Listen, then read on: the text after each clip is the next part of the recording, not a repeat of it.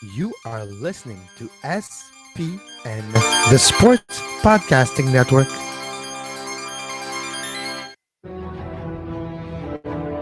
من هناك لشوارشتايجر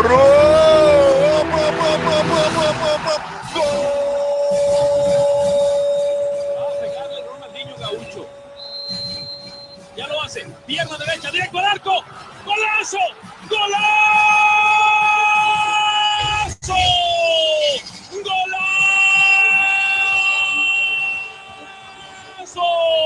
golazo. This is Soccer Today, live on SPN Radio, your new live show about the beautiful game in all its glory, with Duane, Rollins and Kevin Laramee. MLS, EPL, La Liga, Champions League, all is fair game.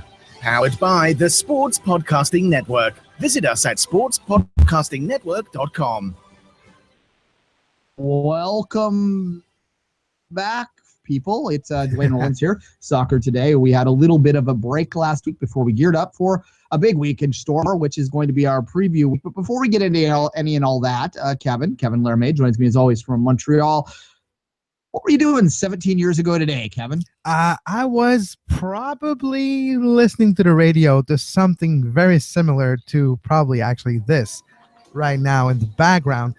17 years ago, Duane, that was the number one hit in the Billboard, but I don't think that's what you want to talk about today. 17 years ago today. Yes. We should let Santana. Oh, this song here. Yeah, now you remember. 17 years ago today. Yeah. Were you dancing with someone? Yeah, it was a hot one, wasn't it? I might have been dancing in the streets. 17 years ago today, Canada, the Canadian men's national team, won the Gold Cup, beat Colombia 2-0. Can remember it like it was yesterday. What a run that was. It was, for those that don't remember, we actually did a more detailed show in last year. It might have been the first year of the show as well. I'm not too sure. We talked a little bit more about it, but it was a special time. It was a special 2 weeks, but it kind of came together very quickly. The Richard Hastings goal against Mexico and the golden goal back then, that kind of propelled them forward. People kind of forget the semifinal against Trinidad and Tobago because they was forgettable. They should have lost it, but Craig Forrest stood in his head, and then the 2-0 win against Colombia in that final game to capture Canada's only major men's international trophy. Only major trophy, period, because women haven't won a major trophy. They've won 2 bronze medals, which is a great championship. So this is really outside of, if you want to go back to 1908 in the Olympics when there were only 3 teams and 2 of them were American. So I don't really count that one other than sort of a trivia question. But other than that, Canada's only major trophy championship came 17 years ago today, and it's been smooth sailing ever since. You plugged it right there. That was pretty sweet. But yeah, 17 years ago, Canada won the Gold Cup, a win that was maybe unexpected championship. But once Canada got on a roll, like you mentioned, with the golden goal and everything, it's still, though, we think it's the pinnacle of maybe Canadian soccer, like a result. Like, yes, getting to Mexico in 1986 was, but it's not a result in itself. It's the journey. It's getting there, but it's not lifting a trophy. When we're talking about lifting a trophy for Canada, this is as big as it got. And 17 years ago today. Yeah, no, it's really it. And I'm going to raise a glass right now. It's Diet Coke, that one this afternoon. It's the only one. It's Yeah, there you go. To the only champion, to Holger's Heroes, who then went and about 18 months later failed to qualify for the 2002 World Cup. Man, it's been a long, strange journey, but that was a great day. I think if you go on the Internet Time Machine, you can still find the old Voyageurs board. If you want to play around, you can maybe find the day that this championship happened and see that you'll recognize some of the names. I'll tell you, my name at the time was Media Guy. So even back then I was, kind of full of myself. So there you go. But I was Media Guy back in the day. So if you could find me back there, you'll see what my reaction was. But you'll recognize some other names back there. Some people that are on this show occasionally we're posting at the Voyageurs board. And really, if you go around the 2 or 3 minutes in stoppage time when it was wrapping up and they were about to win, it's just basically us. Like, there's not really language happening at that point. Yeah, just K's, L, and J's all the way through. It was not expected, and and Well, we got another Gold Cup coming this summer, so maybe 17 years, every 17 years old, every 17 years, like to say. You know what they say, 10 times the charm. Yeah, that's what they say, 10 times the charm, right? Like that. Oi, oi, oi, oi, oi. It would be more shocking if it happened now, but no, yeah, it would definitely be more shocking if it happened now, Duane. But years ago, we Canada won. I was thinking to myself just about now the journey that Canadian soccer took in those last 17 years, not the national team and its results, because we know the end of that journey. I'm talking about the journey of the game in Canada, what it's seen since then, seen MLS Cup final last year, the year before that, a CONCACAF Champions League final in Montreal, the first leg, and other great moments for clubs, the World Cup women in 2015. A lot of great moments in Canadian soccer has happened in those last 17 years. You mentioned the Voyageurs board. It's crazy now how with social media, the big difference probably from then and now, how the game has used that medium of social media to spread further and deeper, especially deeper, the roots in the grassroots. They're deeper in Canada. I think social media, the evolution of the game, the fact that young people got interest into that game, it's the most played game as a recreational sport in Canada for the youngsters. Something to do with it too. When you grow up playing that game, you kind of get an affection for it, and later on in life, or just you always continue to be a fan of that sport. And in those last 17 years, Canadian soccer, it's almost mind-blowing how it evolved. Yeah, on certain levels, for sure. I understand what you're saying. The 1990s, the late 80s, early 90s into that was really when soccer started to get a lot of headlines in Canada and the United States, but we're talking about Canada now, about it becoming like surpassing hockey in terms of registration numbers and things like that. And that used to be dismissed by the usual suspects in the media about how it was irrelevant, and none of these people, they might have played the game because it was a glorified babysitting service or what have you. And in certain cases that was the case, but nonetheless, I think that what we've seen into the 2000s and certainly into this decade now is that those people that were playing those games and registering for those back then, they did in fact become soccer fans, because you're right, that has been the one area of strength and growth in Canadian soccer over the past near 2 decades now, since that 2000 win. It really is a mainstream sport, and I don't think there's any doubt about that. There's no question about that. I'm at the gym and I look up every 2 seconds and I see TSN pumping MLS on TSN debut this weekend. It's like they're pushing this game from a mainstream level and a club level, which is something that we never would have thought. I think people would be surprised if they're younger to realize how little soccer we had on TV back then, compared to what we do now, which is just astronomical. So yeah, it has been a lot of growth there. National team success outside the women's bronze medals has been hard to come by. Hopefully that will be the evolution of the next 20 years. And man, it's time flies, right? 17 years ago, I can hardly believe it. No, exactly, Duane. When I saw, you remember that little annoying frog in that song? Well, that was 20 years ago too. So yeah, it is time just flies by, and I feel really, really old in the last few minutes because we're talking about 2000. We're talking about just the winter just before the Sydney Olympics. You know what I was doing during the Sydney Olympics, Duane? I was in high school. All right, so that's 17 years ago. There you go. I was outside of high school, but nonetheless, I do remember them very well. When's the dancing baby from the internet? That must have been about 17 or 20 years ago now. God, that was on Ally McBeal, man. You remember Ally McBeal on Fox with here's a blast from the past, Calista Flockhart. You remember that show? How it changed? It was huge. That is some insanity. All right. Let's segue out of that. Unfortunately, there's not much more new to say. There was a photo that the CSA put out today of Jason DeVos standing beside the Gold Cup in front of Metcalfe Street in Ottawa. And all I could think of is, they haven't been using it as a potted plant, because I've always kind of wondered where the damn thing was. Apparently, it's still in Metcalfe Street. It probably does. They should tour it around. Yeah. Well, yeah. As what? As a we used to be that. Hey, we have one trophy. Let's show it. Maybe you still could use it. Anyway, all right, let's move on. the Impact signed a midfielder. We were gone for a few days, so we missed sort of this stuff. We'll get to Brett Shea in a minute. We missed let's Brett talk about the Shea. Impact We signing missed first. the Montreal signing. We missed like crazy stuff happening across the world. That was, of course, we take 2 days off, and everybody does everything in those 2 days. That's always the case. But the Montreal Impact have added one more player in their Argentinian file, the midfielder Adrian Arregui. Quite honestly, the rumor was out a few days ago.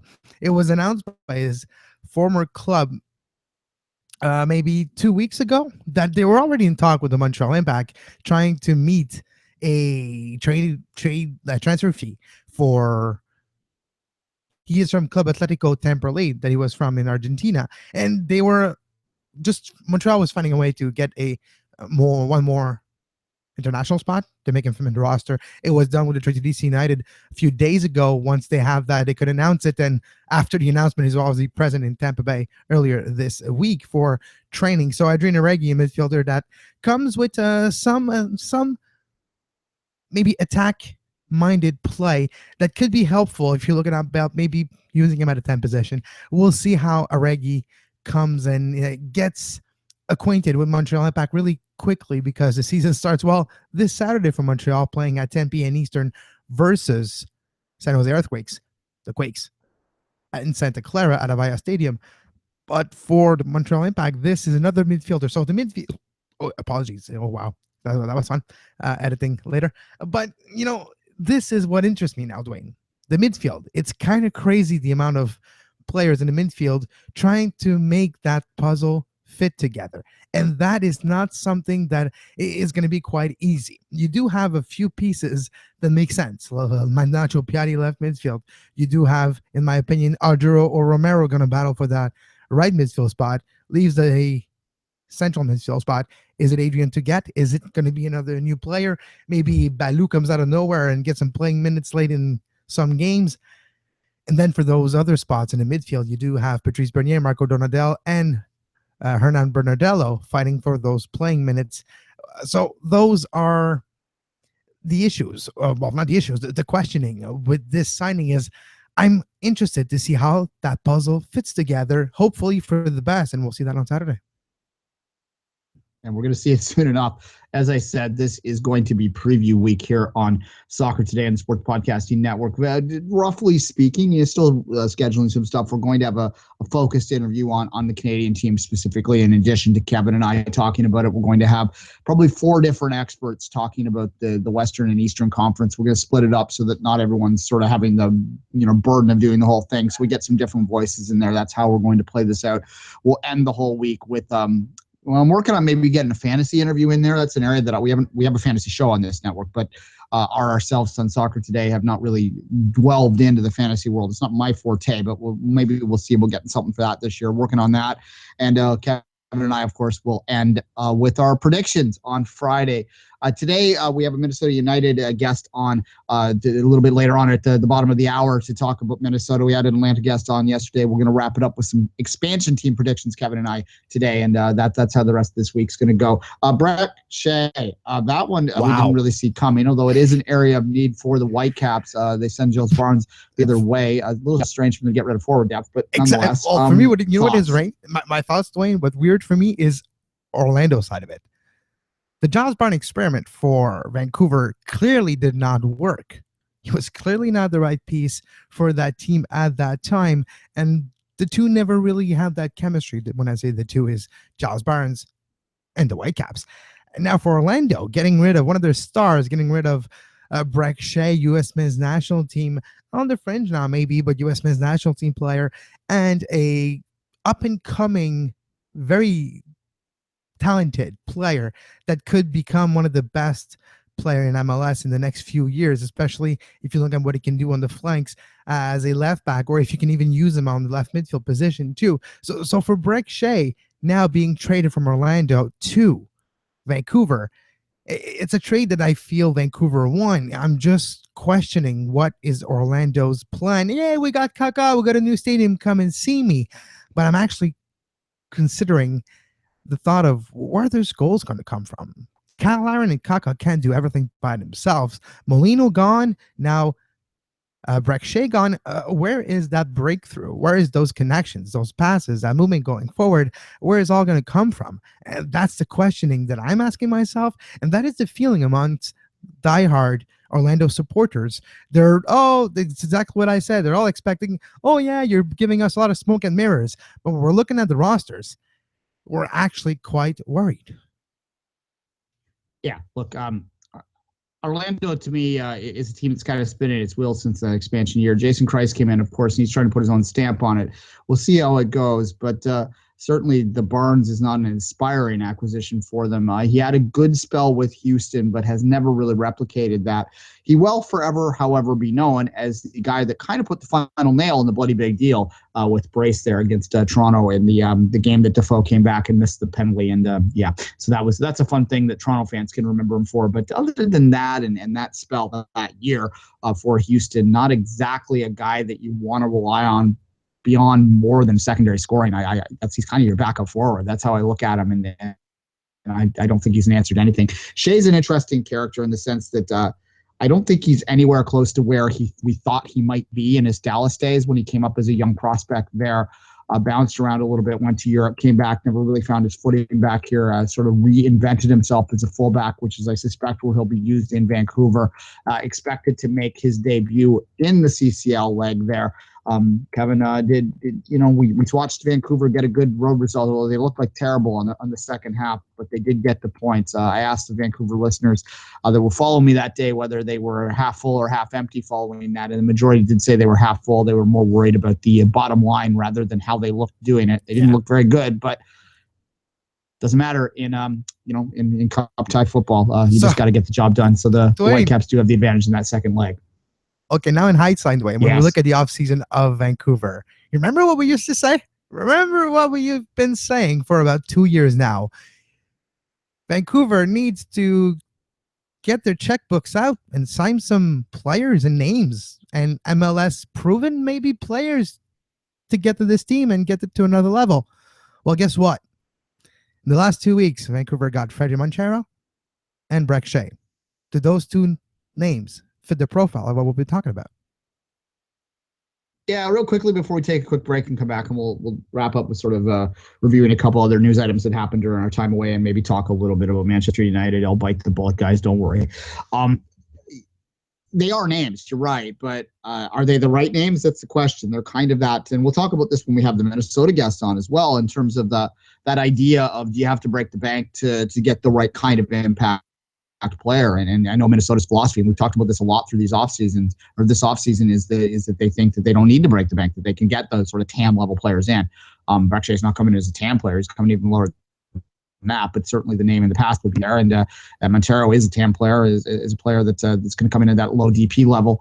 And that's just sort of a different look that they're going for, and we'll see whether it works. It is a different way to build a team. All right, Kevin, let's take a quick break. We'll come back, and as I said, we'll continue on with a little bit of a review roundup of our time away.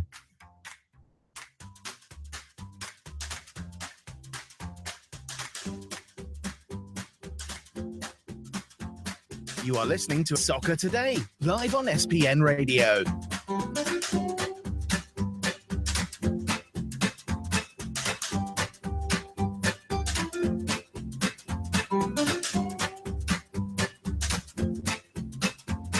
Visit sportspodcastingnetwork.com for more. Before we jump in, Kevin, I think I'd be remiss if I didn't mention that, of course, today was the, finally, after years and years and years, and I'm still not completely convinced until I see people sitting in it, but DC finally broke ground on Buzzard Point Stadium. There you go. It's happening finally after a decade of tribe and tribulation. This stadium seems like it's going to happen, but excuse our we can't really commit to saying it's going to happen. We're still worried just because experience, but all signs point to this stadium happening. I had interviews with Rycroft, and I had interviews talking about DC United Stadium. So this is a topic that's been going on the entire time I've been podcasting on Major League Soccer. So we'll see. This certainly is the most promising of all. I found it hilarious. A photo's going around Twitter right now of the DC United fans. They brought like a case of Red Bulls and dumped it on, what essentially would be, I guess, center field of this thing when it's all said and done, which is, kind of funny, I guess, for the 2-minute photo op. But Red Bull is expensive, man. If you have that kind of money to burn, why don't you donate it to our Patreon? Patreon.com/sportspodcasting network, which is very sad. So please give us a chance, give us a hand to get you more of that content. But you are absolutely correct. And, I do, not that I believe, but sometimes karma can become quite an opponent. And you really want to go there? You really want to plant that seed of, you know what? You buried some Red Bulls. We're going to play harder against you. So I don't know. Do you want to go there? Is it really something you want to do? Is it worth it to alienate or add fuel to the fire? Probably. I don't know. It depends. The Buzzard Point Red Bull. I don't know. It's like the Red Bull party. Can't get my words in my head. The Red Bull party. There's no tea, anyway. So you can't say it's a Red Bull tea party, but kind of. That's the idea, right? Yes, well, yeah. There were some DC United fans that were concerned that there was going to be a Red Bull curse now. So, the curses are going off one by one. The Cubs won the World Series, so we have to get some new curses in American sports. So maybe this will be at the DC United Red Bull curse. I'll have to dig up the Red Bulls. All right, let's move on. Talk a little bit about the international scene in the 10 minutes or so before the interview. Look. Manchester United, people know me. They're not my most favorite team in the world, but certainly with their victory yesterday in the League Cup, the English League Cup, as it is officially called this year. It's been known as many things over the year, as the Carlton Cup, I don't know. Capital what was One it called Cup? Most recently? Capital One. Capital One Cup. Yeah. It's always been the League Cup, though. That's its official name. It was a good game. 3-2 late goal. Zlatan continues to show that he was worth the transfer in. He was. They got a trophy. And look, I'm not gonna. Wait, it was a free transfer. That's what happened after the game too. Pogba and Zlatan post game comments. Pogba was like, "Oh, he was worth it. It was so glad they got to get him and they paid for him." And Zlatan's like, "Well, I came here for free, dude. No transfer fee. They bought you. They didn't buy me. That's the whole point." But Duane, Zlatan, 35 years old, being the heart and soul of this team, being the player that doesn't only score, but he tracks back, places people in the box, and makes sure that they are keeping the shape. He is an extension of Marino on the field, and for some reason, it is all clicking, and he is scoring, probably going to maybe get the golden boot this year. It is possible. Lukaku might have something to say about it, but man, Zlatan is, I'll take my words. I'll bite my words. I'll eat him, but I'm impressed by him. Yeah, no, he is impressive for sure. I guess the thing that I would question would be whether or not this is worth it long term, and that's always been my criticism of the move. It was a very short term thinking move, but Mourinho is a short term thinking move, and we've been over this before, so I'm not going to belabor them, especially a day after they won a cup.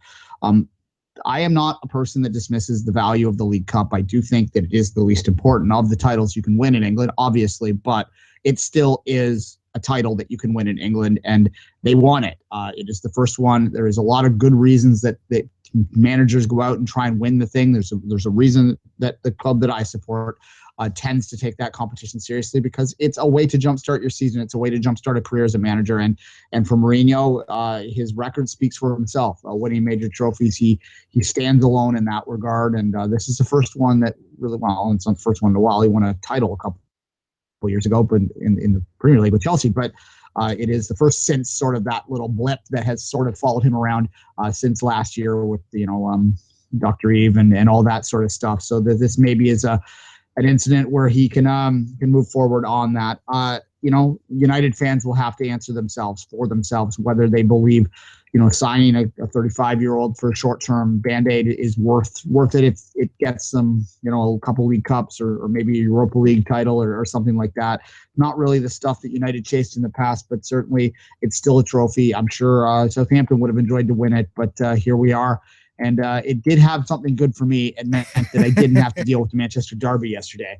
So that is something there too. Postponed. Doesn't mean it's up in the air. I don't know when it's going to be, though. Yeah, it's just postponed until a further date. But 41st trophy for United, tying Liverpool in the most successful team in English football history. with the 41 trophies. Like you mentioned, it's maybe not the biggest trophy. It might not be the most important one, but it's a trophy. 35th trophy for Zlatan. He goes, he plays, he wins. And again, he won a trophy. Is it the last trophy that United wins this year? No, I think they got a fair shot in the Europa League, and they might have a shot of in the FA Cup. So we'll see about that. The league, it's a tough task. It's a very big mountain still for them to climb, but they have to keep on that roll to maybe be one of those contenders, because look, the way Premier League is going, Duane, with Liverpool and other clubs, contenders are dropping like flies. Who's going to be left to challenge Chelsea in like just next few weeks? Well, there's a club in blue that's got it within 10. That would be the most likely contender Within right 10. now. But Yeah, exactly. Well, it was more than 10 a couple of weeks ago, and that's all you really can do is chip away at it at this point in time. I don't think, as we've said many times in the lead up to this, that there is anyone out there that is going to challenge Chelsea this year unless they fall off a cliff, and I don't see that coming. There is no evidence of that right now. But what does United do from here? Do they take this as something to propel themselves forward? You just mentioned it there. I think more importantly, you forget about the title for a second. That top four is wide open. That is, in many ways, a bigger prize for United than a League Cup, certainly, than a Europa League title even, than it would be to get back into that Champions League contention for next year, because that really is the prize that everyone is chasing there. And certainly we'll be talking a little bit more of the Champions League in the days ahead here, because we've got a great second leg coming up in across the board, which was what kind of an entertaining and interesting first round. Some of those ties are out of touch, but very interesting sort of storylines to go from in the next week that we talk about that. I can't wait to see if Barcelona is going to overcome that 4-goal deficit. That's like the question out there. But before we get there, there's a lot of things happening too. We talked about Ranieri because he got sacked. That happened too since the last time we had a show. They sacked Ranieri. He's not the manager of Leicester, but the new manager, probably an interim position, got already a big victory today. They have their first big win, and it is an upset win. It was at King Power Stadium, granted, but Liverpool falls 3-1 against Leicester. Is it a turnaround for Leicester, Duane? Does it prove that maybe Ranieri was the problem? I don't know. It's so interesting because it's a result not just against a big team. It's a result where they had to get it to make sure that they're not that close of relegation zone in the next few weeks when their schedule is not that easy. Leicester does not have a lot of time left in the season to change their fortune and climb up that table. So is it that turnaround point? Is it that quote unquote TSN turning point earlier today? I don't know if it's a turning point, but I would say that the way that they came back to fight back in a game against Sevilla that they were getting vastly played in last week in that Champions League game, and to get that goal completely against the run, that might have been the trigger, and then fire him the next day, which was, I guess it was 2 days later, but that's kind of harsh considering that he was in charge that day. But yeah, I don't think they're going to get relegated. I never really did. I think there's too much talent there for them to be a relegation team. And as much as we like to play them up as the Cinderella story, and they were last year, they're not poor. This is not a team that should be in the relegation fight. They have money. They have talent. They, certainly shouldn't be fighting for 17-18. They should be probably fighting for the Europa League spots. They're clearly not going to do that, but I do think when you look at the sort of relegation fight as it goes down, I think that they might, with a win over Liverpool, that might give them the confidence to propel themselves forward. The other side of it, the more cynical side of this, is if in fact the players were lying down over the past month, I don't know what that says about their character and what you're going to think about that if you're a Leicester fan, but nonetheless, a result today. And the other side of it, Liverpool's been hard to peg. They looked so great in that first half. There was a point where they were sitting second, where they looked like they might be the team that if any team were to challenge Chelsea, it might be Liverpool. And then they just fell off a cliff in the second half of this season in January, and they continue to sort of go down that spiral. They had a lot of points on the board, so they're not really as obvious as what Leicester was in terms of their spinning, but this is not a club that's going too well right now in Klopp's second season. And, he's been there for more than a year now. So I think that the likelihood is that there might be some continued changes at that club moving forward. They made a major business announcement immediately after the game today too, which got their fans a little pissed off. And there's a lot of sort of drama around Anfield right now on a lot of different levels. So not all rosy in the red half of Liverpool, Kevin, and we'll see how that plays out. But it is rosy in the red half of Manchester, unfortunately. However, I can get over that as long as City can hold on against Monaco, and that's going to be a hell of a game that I think that I don't know if I'm looking forward to it, but I think the neutral one might be. Well, the first leg of that Monaco-Manchester City game was crazy. Falcao, what a performance. What a performance by City as well to get back into the game and to continue. And by the way, speaking of City, now it's more and more probable that Aguero is leaving in the next transfer window. Talks of we'll see how Jesus recovers from the injury, because that is very unfortunate. Gone for a little while now. I think it was 3 months, the earliest diagnostic of his knee injury. So for Jesus, it's unfortunate that, but maybe that does change things and sees Aguero. But according to some articles on Goal and other places in the last few days, there is more and more links of actually talks of maybe Aguero going to maybe Spain, maybe the Los Blancos. We'll see. If I had a dime for every Manchester City rumor over the years that never turned out to be true, I wouldn't need Patreon. All right, Kevin, let's take a break. This might be a couple minutes as we get our guest on the line. That guest, his name is, sorry, I'm scrolling. It's our first time we've had him on. Jeff Rueter. Jeff Rueter from FiftyFiveOne. All right, let's get him on the line. It might be a minute or so. We'll be right back with him.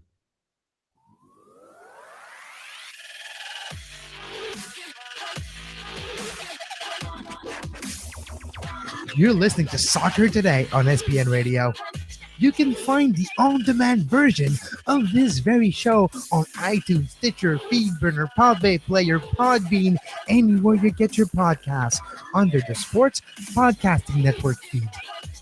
Subscribe to our YouTube page to make sure you never miss a live show talking about soccer today, the MLS postgame show, open lines after dark, 5 rings daily during the Olympics. Make sure you subscribe and give us a follow on Twitter at SportsPodNet and like our Facebook page, facebook.com/Sports Podcasting Network.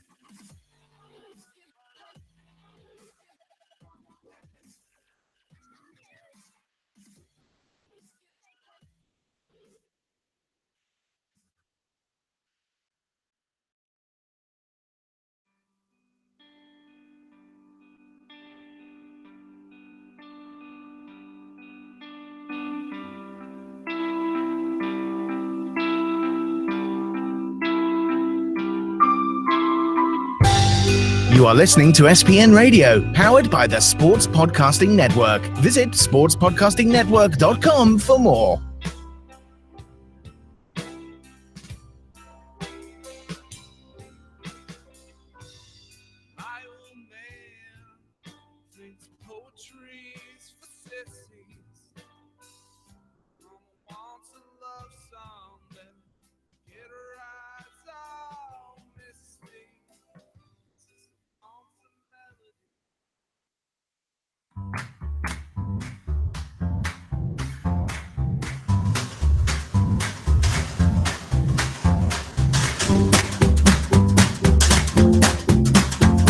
You are listening to Soccer Today, live on SPN Radio.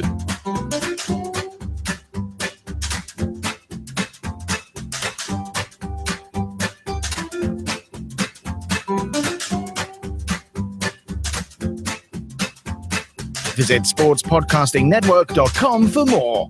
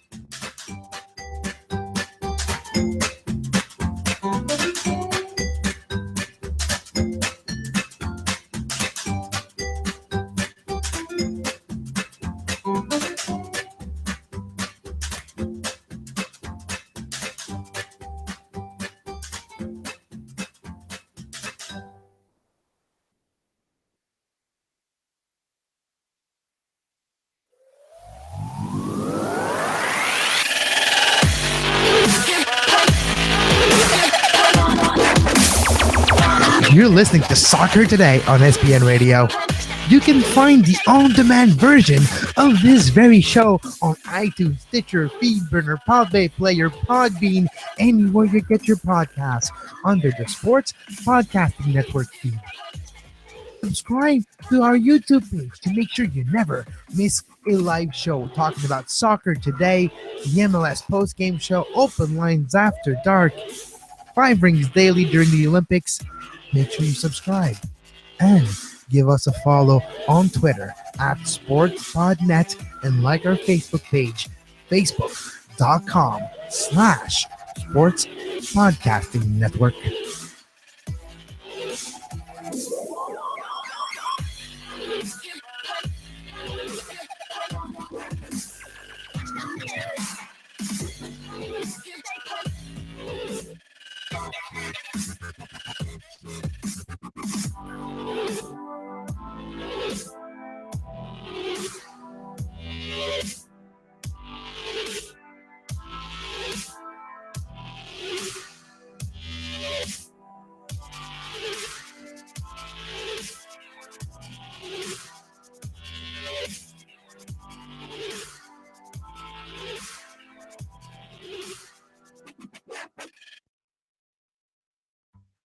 And we are back on Soccer Today. Sorry for the delay. It's with great pleasure that we welcome Jeff Rueter from FiftyFiveOne to the show. Jeff, how are you doing today?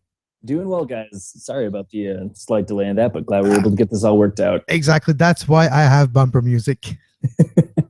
See, this isn't something that I worry about on our podcast. We don't do it live, so we just take our time and, I don't know, sip bourbon or something. Oh, that's a good idea. No, there's no bourbon here, Jeff. Duane, Rollins, Kevin Laramee, obviously the other voice on the line. Jeff, 55-1, you getting excited for the start of that first MLS season for Minnesota United? Well, it's tough not to at this point. You know, it's it doesn't feel real. I'll be completely honest with you. So we've gone through this process. It's been nearly 2 years since we first found that Minnesota United would get the expansion bid over bidders at the time, including Miami, Los Angeles getting that second slot, another Minnesota spot, Las Vegas, et cetera, et cetera. And then it was another 16 months until we found out it would be 2017. And so for the last 6-7 months, I mean, I've been writing, a lot of other people, 55-1 and beyond, have been writing about what will the club look like? What's the thought on Adrian Heath? The same kind of questions that I'm sure we're going to go through in this preview. But the fact is that on Friday, the MLS season will kick off with Minnesota United as part of Major League Soccer. And that's something that for a lot of us that have followed for even a few years, or much longer, obviously, as a state that has history of professional soccer for 40 years, you know, it still feels a bit surreal. I'll have to talk to Brian sometime soon. First time I talked to Brian was in 2008, I believe. So been around a long time for him, and certainly a guy that with inside Minnesota soccer and back in the day and before that, that certainly deserves his day. And hopefully he gets out there and is able to experience that to the fullest. But let's get more into the nuts and bolts of this particular season. we had a conversation sort of peripherally on Twitter this morning when I booked you about sort of the approach that Minnesota had to building this roster. And this is a topic that we've talked about a few times for the offseason, Kevin and I, in terms of Minnesota's decision to not go after a big name DP, instead to maybe focus on team building and depth and sort of being some of the parts or what have you. Are you at all worried about the fact that you'll have basically one guy that's in a TAM category and then the rest are sort of just bit pieces, that MLS pieces that you're sort of throwing together there? Are you concerned about that, Jeff? Well, I mean, just for clarification's sake, there isn't only one TAM guy. Oh, pardon me. Still hear me now? Absolutely, so there isn't only one TAM guy. I don't know what happened with my computer there. I'm guessing you're referring to Kevin Molino as the targeted allocation money guy. As far as the younger guy too, yeah, go ahead. His trade. So there was him. Rasmus Schuler is a midfielder who's coming from. He's coming over. He's a Finnish national player. We've got Francisco Calvo is a center back who's going to be another TAM guy who's Costa Rican international. He's 24 years old. Vadim Demidov likely required some. But I see what you're saying. You know, there isn't Kaká. There isn't clearly like Javinko, Altidore, Bradley, Pedro Morales last year, Fede Montero this year. You know, there isn't that kind of guy that you look at and you say, okay, this is who we're building this team around financially, which then means that they're the face of the franchise. What it's going to require then is, like you said, you know, that sum of the parts mentality, where you're looking at it and it's who's going to be stepping up as the playmaker. You're assuming that's going to be Molino, Johan Venegas, who you're probably very familiar with after his Montreal days to an extent. I will talk about Venegas very soon. You'll see. Good. Okay. Perfect. Bashkim Kadri, who is a Danish international, he's a very versatile attacker. And then a couple of guys who are moving along from the NASL days, Christian Ramirez, who's a striker, and Miguel Ibarra, who can play anywhere on that kind of line behind the striker, most predominantly on the left wing. So the attack, while they don't have even Ignacio Piatti, you know, or Diego Valeri, someone who's still less than $1 million on their initial contract, but certainly provides a lot of ability. I do think that there is the talent here to at least stay competitive, but as far as like a playoff push or something, yeah, I don't quite know if they have that kind of bell cow who would be able to drag them there. You mentioned Johan Venegas, so I'm going to take the question I had, put it aside for a second, and talk about Johan Venegas. For me, he has been impressive in training camp. He has been impressive with the Costa Rican national team last year against the United States. He has been impressive in training for Montreal Impact. During games, playing time was always difficult for Johan Venegas to get in his Montreal tenure. New year, new Johan, new him. He's coming to Minnesota with a new attitude, a new lease on life, and a new opportunity. He has shown what he's capable of in training camp. Is there a sense of not a player that's maybe free on the field now, not having maybe this defensive responsibilities that he did have in Montreal? Does he have less of expectations, maybe less of a blueprint, less of a system to play with, and maybe more a little freedom, which he does have with the national team, that would explain his success in training camp? You know, that's a pretty good way to frame it, actually. So I spoke with him the week that he transferred back. So that was, I think, 2 weeks after the expansion draft when he was acquired in the trade. And look, I mean, that was something that he said right away. You know, you guys, he was saying, I feel like I have a better opportunity here. Montreal, really good club, good organization, clearly got some results last year and looks to be building on that success, which I'm sure you know better than I do. But they they put him into a position that isn't his skill set. I mean, you can play him off of the wing and force him to be a two-way player, but when Johan Venegas is at his best with the Costa Rican national team, he's free roaming. He's usually playing more central than he is on the wing, and he's able to essentially be a second striker or a very non-traditional number 10. So if you're looking at it from that angle, with a club that has so few players who are tried and true at a position, I look at Orlando as an example. You bring in Kaká, and at 32 years old at the time, 33, he couldn't play anywhere except for centrally as a number 10, which limits for Adrian Heath, who's now the coach of Minnesota United, it limits what formations you can use. It limits where you can play a player like Kevin Molino, who had recently, or the year prior, had won USL MVP by playing in that number 10 position. Now he has to move to the right. right wing is taken, you have to put in Kyle Larin up top, so then it really limits your pieces that you can put into other places. Whereas with this very fluid attack, Kadri, Miguel Ibarra, like I mentioned, Molino, Venegas, they can all play multiple positions, which gives a lot of flexibility, not just in formations, if you're looking whether it's a 4-4-2, a 4-2-3-1, but just even within the match, you can suddenly have Johan start off centrally, and then suddenly he's switching sides with Molino, or he and Miguel are doing some overlapping play. And I think it gives a lot of really exciting opportunities, not just for Minnesota as a whole, but for Johan Venegas, who I think that right now he's probably one of the most underrated attackers in Major League Soccer. And I think that this could be the right formation for him to really finally break out on the Major League Soccer casual fans kind of perspective. Full disclosure, Jeff, Johan Venegas has been one of my favorite players to watch in training or in few spurts of games. His technical abilities are very impressive, and I do see the talent and the skill set, the technique within him, and was always a question of when and not if that talent would break through. I do feel Minnesota might be the best opportunity, like you mentioned, for a different set of circumstances. But you mentioned something very interesting to me, Ibarra. Miguel Ibarra and Christian Ramirez. We'll call them the prodigal sons, but we'll go with the biggest prodigal son, Ibarra. His comeback year now with Minnesota after his stint in Mexico, comes back now to Minnesota in Major League Soccer. Is there a sense of him trying to raise this team? Does he want to do what he wants to do too much? How do you think Miguel Ibarra, basically that's my question, how do you think he approaches his return to this team? Is it a new team? Does he see it as a new team, or is it a continuation of what he experienced 3 years ago? Sure. I mean, that's a totally fair question. There aren't many pieces that are still on I know that there are a fair amount of holdovers, but there aren't many pieces that were on the team when Miguel left the team in 2015. When he was at his best in 2014, the year that he got the international call-ups and the year that he really got thrust onto the spotlight, a lot of those players that he was working with aren't on this roster anymore. And so for him, Minnesota feels familiar as a whole. The state, the organization to an extent, Manny Lagos, who was the kind of the tutor who had the most faith in him and gave him his shot, is now in the front office instead of being on the sidelines.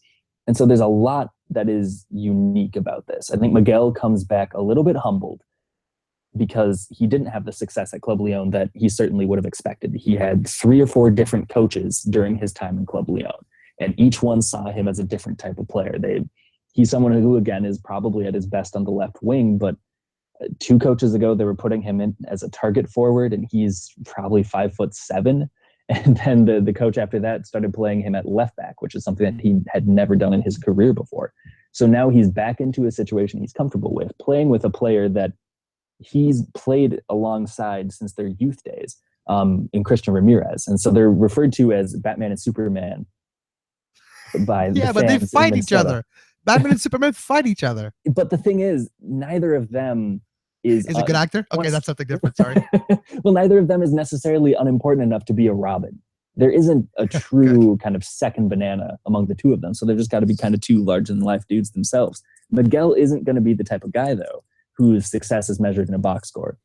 Christian Ramirez is pretty clear. If he doesn't get double-digit goal this year, he did not meet expectations. But Miguel Ibarra isn't a player who will get a goal or an assist every single game, which is kind of the making of a great attacker in this league. He's the kind of guy who's going to allow Justin Davis, the presumed left back who started alongside or right behind Miguel Ibarra during their United days, to make overlapping runs because Miguel is a capable defender. But he's not necessarily going to be the guy who is going to kind of wait for his chances up top, and then once he gets the ball at his feet, create a chance and then kind of shoot it to the far post. That's not his game. So it's going to be very interesting to see how Miguel Ibarra fits into this. It's a very versatile attack, and with so many options, there are going to be 1 or 2 guys on the bench. I haven't even mentioned Josh Gad, the former U.S. international who just signed with Minnesota United a couple of weeks ago officially.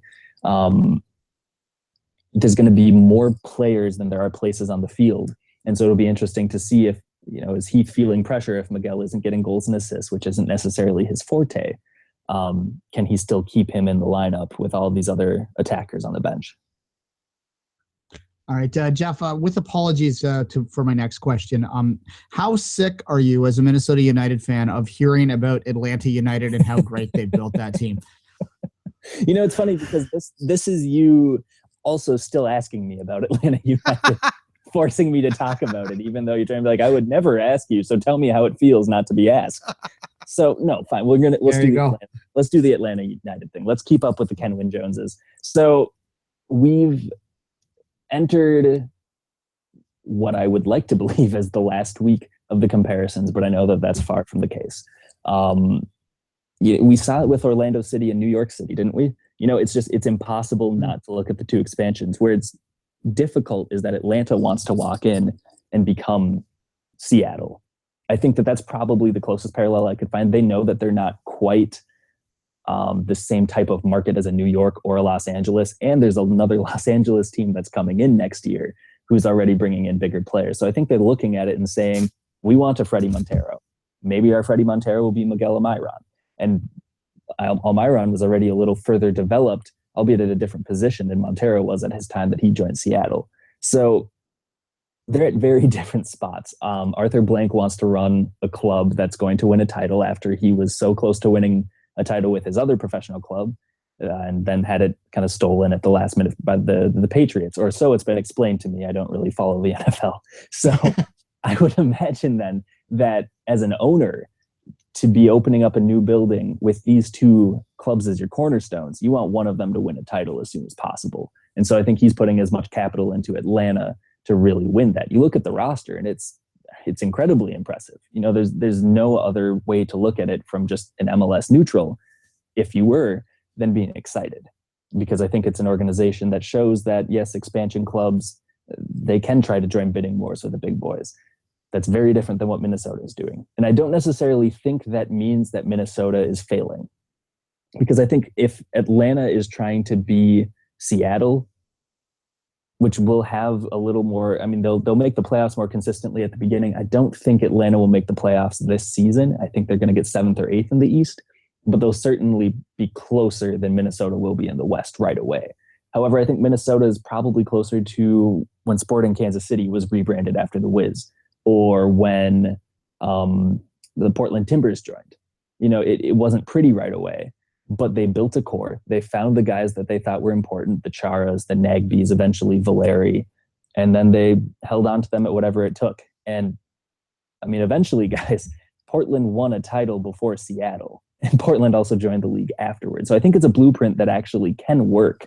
But as far as to kind of close the thought, the narrative is going to ask for the two to be compared. They have the same surname, just like New York City and Orlando City did. They have the same moniker. But I think aside from joining the league in 2017, it's just not a fair comparison to make. And I don't think it's a comparison that really helps either club in the big picture. We've talked about some players. We've talked about how Minnesota is perceived up and coming the beginning of the season this weekend. We didn't talk about Adrian Heath. Was it anticlimactic when there was search and rumors of different coaches here and there? Was the hiring of Adrian Heath, was it satisfying? I'm sorry if I said anticlimactic. Let's put it this way. Was it satisfying as a Minnesota supporter, fan, followers, writer?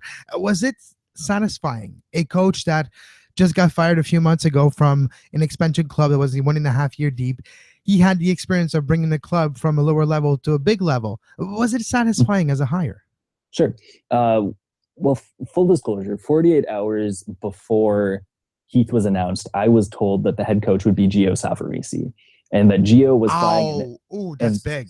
And this ended up happening, where Gio Savarese was flown in, ended up meeting with the front office of Minnesota United. And at the time, I had read that, and my sources had read that to mean that Gio Savarese would be the head coach. In the negotiations, it turned out that they talked and they said, yes, we'll move on to kind of the next, which is how do we get you out of your Cosmos contract, and expecting just, you pay the pretty minimal last year salary. And instead, the Cosmos, who then were on the brink of contraction, essentially, asked for over $1 million in a transfer fee for Gio Savarese, which, look, even if he was their top choice, that's enough money where you're cutting the door on any sort of coaching candidate in any club this side of, I don't know, being able to bring in Bruce Arena from the LA Galaxy. It's not going to make sense to spend that much for a coach who's never even been an assistant coach in Major League Soccer. But all throughout this, the more that I learned, Adrian Heath was always their top target. And it's going to sound hokey because he's the one that they ended up signing. But like you said, he has the experience in bringing a club from the lower division to the upper division. He helped build Orlando into a viable market that was probably, if you're looking on the field and off, the most successful launch year of an expansion club since, I can't even think of another one, honestly. What he was able to do in Orlando to turn the Lions into an institution in what's traditionally not a great sports market was outstanding. And then just his ability to really connect with turning this project. I've got an article coming out for a non-FiftyFiveOne publication that I'll be sure to tweet out, but in it, he compares it to Newcastle United, which is, it's a very isolated location. Newcastle's up in the northeast of England. It's not a pretty area by any means. It's not London. It's not Manchester, but it's a place that have rabid fans who swear by where they're from, and that's Minnesota to him. And so drawing from his experience as a player, as a coach, as a developer, it took maybe a week to really be sold on the idea, but I do think for Minnesota, which was working on such a short timeline, bringing in a coach with that unique and identical of an experience that Heath had in Orlando, I think it was the right choice for them ultimately for year one. Jeff, I don't know personally whether you're involved in the supporters culture there or anything like that, but you can let me know in a minute. But to the best of your knowledge, can you take us through what Friday is going to look like amongst the hardest of the hardcore soccer fans in Minnesota? Are there parties planned, or are people going to sort of do it at home and then they're more geared up for the next week? What's it going to look like for the next Friday, for Friday and for the home opener? Sure. Well, I used to be active in the Dark Clouds, which is the main supporters section and the longest tenured supporters section of Minnesota. And then as I started writing for MLS Soccer and as I started freelancing more, I've been much more removed from that. However, there are 153 Dark Clouds and the True North Elite, which is the kind of the latest offshoot, started in 2015. 153 traveling fans going to Portland, which isn't, I mean, that's not like. Oh, I think we just lost Jeff. No? Okay, there you All go. right. Can you still hear me? Okay. We're good? Yeah, we're just good. saying there's 153 traveling supporters, which is. Yep. Yeah, go ahead. Okay, 153 fans, which is nothing short of incredible to me. There have never been much more than like 40 or 50 that have gone to a game during the NASL days. And that was an Open Cup match in Kansas City, which is a pretty easy drive down I-35 in the U.S. So it's phenomenal to see. There's going to be 153 there. I think I've heard of at least 4 watch parties across Minneapolis and St. Paul, and that doesn't include the kind of offshoot branches of the Dark Clouds that we have in. I think they founded them in Duluth, Rochester, Mankato. I think there's a small faction in St. Cloud, East Coast, and South. So I think the fans that have been either with the club for a while or have latched on during this off season, incredibly excited about it. I'm hearing a lot on Twitter, especially from fans that I hadn't heard from in the NASL days. And I think that's the first litmus test. The second one obviously is going to be, how does that match against Atlanta look? What do the ticket sales look like? What is the culture like? Are the fans there just kind of testing the water, or are they diving right in? So it's going to take probably a month to gauge that, because Minnesota's second home game isn't until the first weekend of April. And then their third isn't until the middle of April. So it's slow build as far as playing in Minnesota. But I think that the fans certainly will be there from week one in numbers and then just kind of in excitement.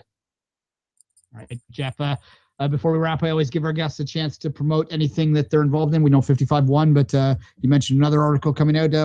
What would you like to promote, Jeff? All right. Well, let's see. In a couple of hours, I'm going to be recording the 55-1 podcast, which I do with Wes Burdine. And so we're going to be previewing the season with Alexi Lawless. So the three of us will be sitting down and chatting about that. The article coming out tomorrow, that will be an exciting one. That's the season preview for The Guardian.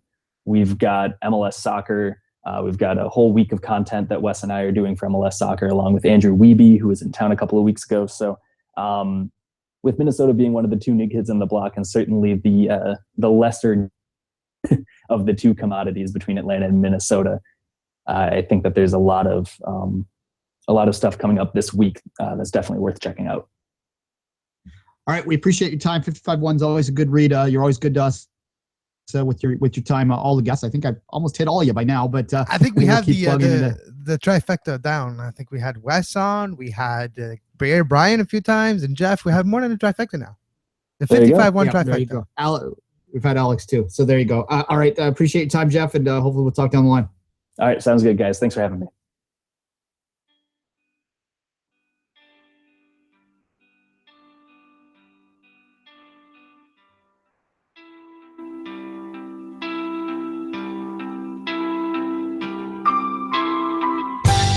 You are listening to SPN Radio, powered by the Sports Podcasting Network. Visit sportspodcastingnetwork.com for more.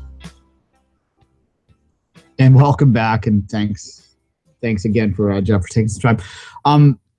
Kevin, look, I mean, I think I've been on record a few times, and we're going to have our opportunity to put our predictions down across the board on Friday. But real quickly, in terms of Minnesota, I'm almost at this point in time, as ironic as this might sound, more excited to see them play. Of course. Although I did see them play a preseason game against Toronto, which they didn't look very good in, but it's preseason, so I'll put that aside, than I am Atlanta, because there's been so much attention on Atlanta that it almost seems like this forgotten team come up. And the comparison between Orlando and New York's apt, but both of those teams seem to get kind of equal attention, but this has clearly not been the case in this lead up to this expansion. So Friday will be, it's good that they're going to get that launch a day ahead so that basically all MLS fans can focus entirely on Minnesota and Portland, I suppose, but Minnesota mostly on Friday night, Kevin.